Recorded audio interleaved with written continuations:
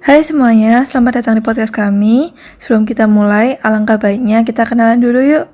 Jadi, perkenalkan, nama saya Jessica Andrea. Saya Francisca Enda. Saya Anastasia Vanessa. Saya Giseli Ciesa. Saya Nathaniel Felix. Saya Ibu Nuraditya. Dan saya Sehan Richard. Pada kesempatan kali ini, kami akan membahas sebuah tema besar, yaitu pengaruh perkembangan iptek di era new normal. Daripada kalian penasaran, yuk sekarang kita bahas. Oke, jadi kalian tahu nggak sih kalau perkembangan iptek itu bermula dari munculnya teknologi luar angkasa, yaitu Uni Soviet sebagai negara pertama yang berhasil meluncurkan satelit bernama Sputnik 1 pada 4 Oktober 1957. Kemajuan teknologi yang ditunjukkan Uni Soviet mulai disaingi oleh Amerika Serikat dengan meluncurkan satelit Explorer 1 pada 31 Januari 1958. Seolah tidak mau kalah, Uni Soviet membalasnya dengan mengirimkan Sputnik 3 pada 15 Mei 1958. Dan pada 4 Oktober 1959, Uni Soviet berhasil mengorbitkan satelit Lunik 3 yang dapat mengelilingi bumi dan bulan. Momen terpenting dalam perkembangan teknologi ini terjadi ketika manusia berhasil melakukan perjalanan ke luar angkasa. Yuri Gagarin, kosmonot dari Uni Soviet, berhasil menjadi manusia pertama yang melakukan perjalanan ini pada 12 April 1961 dengan menggunakan pesawat Vostok 1 selama 108 menit.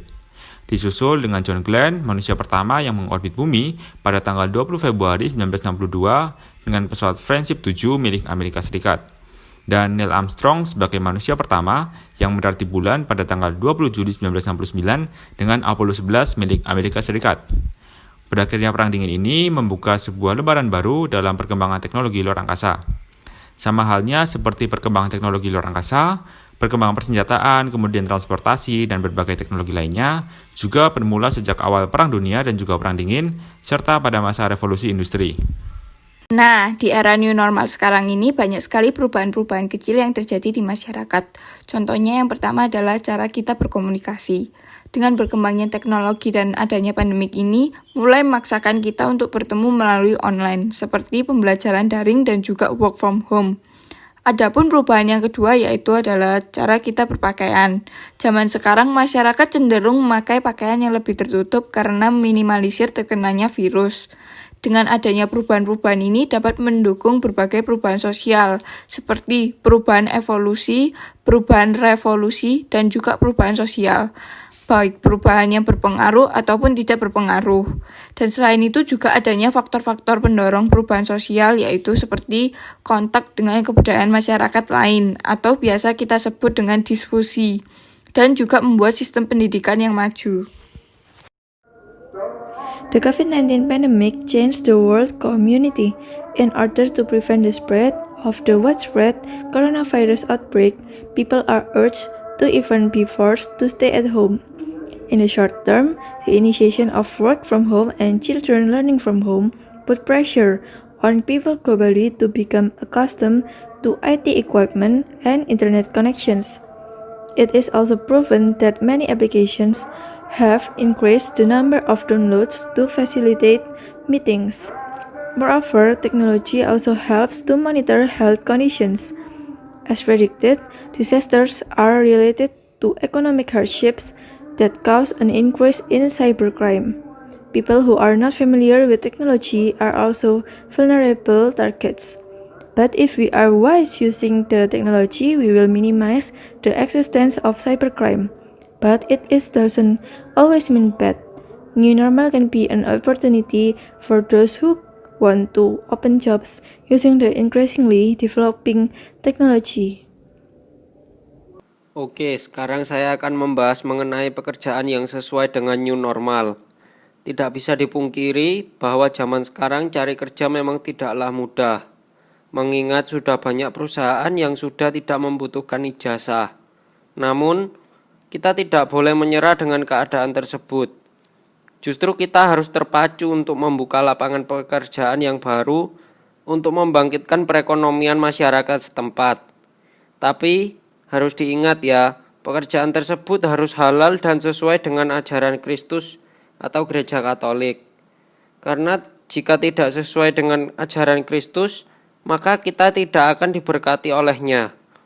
Menurut saya, zaman sekarang ini sudah canggih, tidak seperti dulu lagi yang harus tatap muka.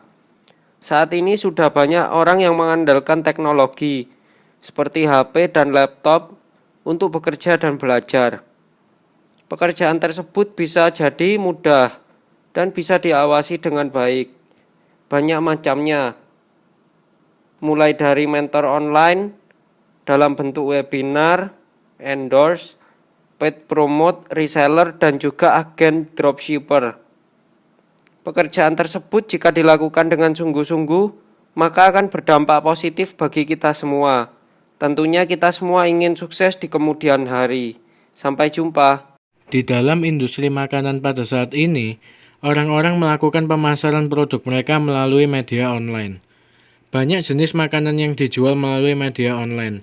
Salah satu contohnya adalah makanan fungsional. Makanan fungsional didefinisikan sebagai makanan yang selain bergizi, juga mempunyai pengaruh positif terhadap kesehatan seseorang.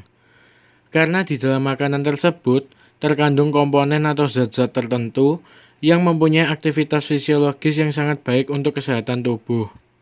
Nah, manfaat dari makanan fungsional yaitu yang pertama, pencegahan dari timbulnya penyakit.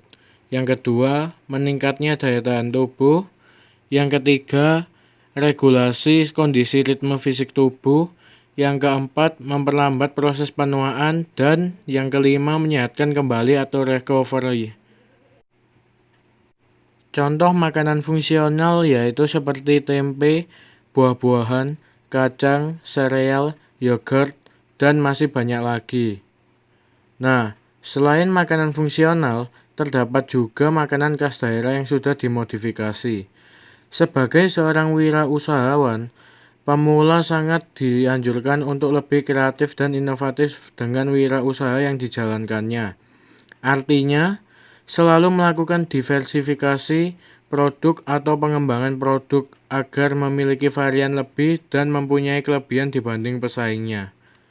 Berikut ini ada beberapa tujuan modifikasi makanan khas daerah, yaitu yang pertama, variasi rasa dan bentuk, yang kedua, memperpanjang usia produk, yang ketiga, meningkatkan tingkat higienis produk. Selain tujuan, terdapat juga jenis-jenis modifikasi makanan khas daerah, yaitu yang pertama, modifikasi bahan untuk menghasilkan cita rasa dan aroma yang baru. Yang kedua, modifikasi proses, yaitu untuk menghasilkan tekstur berbeda dan meningkatkan keawetan higienis pangan. Yang ketiga, modifikasi tampilan, yaitu dilakukan dengan pembentukan pangan, penambahan hiasan dari pengemasan. Pada situasi saat ini, menjual produk makanan secara online memang menjadi peluang yang sangat besar. Dalam hal ini, cyber security memanglah sangat dibutuhkan, dikarenakan rawan terjadi peretasan proses transaksi uang. Lalu kalian pasti bertanya-tanya kan, bagaimana sih pengaruh perkembangan cyber di era new normal ini? Jadi perkembangan cyber sendiri sangat berpengaruh terhadap berbagai kegiatan di era new normal ini. Kita ambil contoh saja kegiatan pembelajaran jarak jauh atau daring, kemudian kegiatan WFH atau work from home yang sedang berlangsung saat ini. Hal itu merupakan salah satu pengaruh perkembangan cyber yang ada di era new normal ini. Nah, dengan masuknya kita pada era new normal ini, jaringan cyber pun akan semakin ditingkatkan. Oleh karena itu, investasi pada jaringan 5G akan makin ditingkatkan pula. Bahkan, kemajuan cyber di masa sekarang dimanfaatkan oleh beberapa orang untuk memajukan industri khususnya kesehatan. Buktinya, telemedicine di masa sekarang semakin berkembang dan juga data penelitian dan pengobatan pun lebih jelas tersimpan. Serta munculnya aplikasi-aplikasi yang mendorong masyarakat untuk gaya hidup sehat. Kali ini kita juga akan membahas tentang tantangan globalisasi. Di sini kita itu dituntut untuk lebih selektif dalam menyeleksi arus globalisasi sesuai dengan Pancasila sebagai dasar negara, supaya jati diri bangsa kita tidak terkikis karena globalisasi. Perubahan sosial dalam masyarakat juga tidak akan terjadi dengan sendirinya, tapi juga melalui proses yang karena perubahan itu memberikan dampak positif maupun negatif. di bidang ekonomi, baik di bidang sosial, di bidang politik, dan banyak hal. Kita semua tahu bahwa perekonomian merupakan faktor terpenting dalam kehidupan kan. Dengan begitu, kita perlu bersaing dengan sehat, dalam arti tidak memonopoli salah satu pihak dengan pihak yang lainnya. Di dalam bidang politik, reformasi membawa perubahan hampir di segala bidang. Dari adanya krisis ekonomi bahkan hingga adanya kenaikan BBM. Yang menarik perhatian kita, generasi muda, untuk mempelajari dan memahami agar kejadian tersebut tidak terulang kembali. Di bidang sosial budaya, berbicara tentang adanya seni dan budaya Indonesia yang begitu dinamis dan beragam. Dengan perkembangan cyber di era saat ini yang begitu pesat, tentu jumlah kejahatan cyber atau cybercrime pun akan makin meningkat. Nah, saya akan bagi beberapa tips bagaimana cara mengantisipasi agar kejahatan cyber atau cybercrime tidak terjadi kepada kalian. Langkah pertama yang harus kita lakukan adalah gunakan cyber security atau keamanan cyber. Dengan begitu, kemungkinan berhasilnya peretasan pada alat-alat elektronik kalian akan semakin kecil. Lalu langkah kedua yaitu milikilah sikap waspada terhadap lingkungan dan jangan mudah percaya dengan penawaran-penawaran yang diberikan kepada kalian. Penawaran ini biasanya diberikan melalui Gmail, kemudian SMS, telepon, website, dan masih banyak lagi. Lalu langkah ketiga yang terakhir adalah jangan pernah membagikan data pribadi kepada orang lain.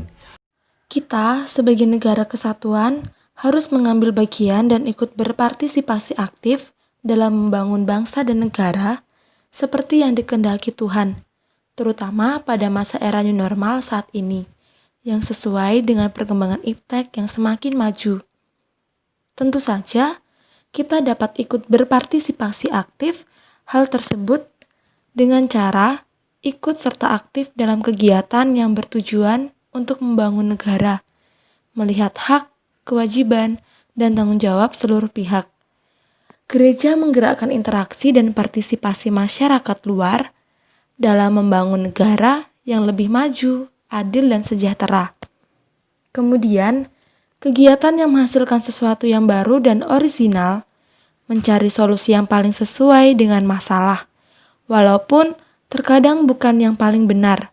Sikap kreatif dalam penyusunan dan pelaksanaan rencana atau program yang berasal dari Alkitab. Kemudian, kita dapat memberikan support atau dukungan kepada pemerintah dengan cara kita mengikuti protokol kesehatan yang telah ditetapkan untuk memutuskan rantai penyebaran COVID-19 ini. Selain itu, kita juga harus membangkitkan keterpurukan ekonomi negara dengan cara menjual dan membeli produk lokal. Nah, pada zaman yang modern ini, yang penuh dengan alat teknologi yang canggih, kita juga bisa memanfaatkan alat teknologi untuk berbisnis di era new normal ini karena adanya situasi dan kondisi yang kurang memungkinkan untuk bertemu maupun bertatap muka langsung. Tuhan sendiri ingin melihat kita umatnya manusia hidup rukun dan sejahtera dalam hidup berbangsa dan bernegara. Maka dari itu, apa yang telah dikehendaki oleh Tuhan harus kita jalani, terutama perintah-perintahnya. Sekian podcast dari kelompok kami. Mohon maaf jika ada kesalahan kata yang disengaja maupun tidak disengaja. Kiranya podcast ini dapat berguna bagi para pendengar dan jangan lupa klik tombol like, komen, dan subscribe. Bye-bye guys.